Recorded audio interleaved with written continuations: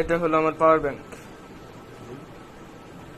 নষ্ট একটা ব্যাটারি দিয়ে আমি বানিয়েছি, কিন্তু ব্যাটারিটা একটু ভালোই ছিল। এখানে আমি মাত্র 30 টাকার পাওয়ার ব্যাংক সার্কিট যুক্ত করেছি। এখান থেকে জ্বালা মেরে গ্লু গান দিয়ে আটকে দিয়েছি, যাতে এটা শক্ত করে লেগে থাকে। এটা হলো ইউএসবি ওয়ান যেটা চার্জ হয়, আর ইউএসবি এটা দিয়ে মানে মোবাইলের কানেকশন দিতে হয়।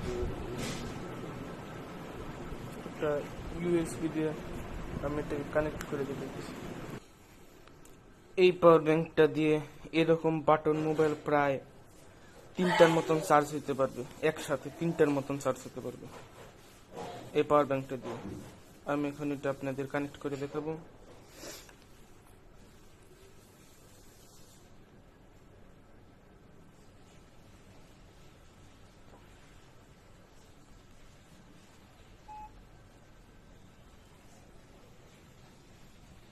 ওই যে এখানে চার্জ হচ্ছে,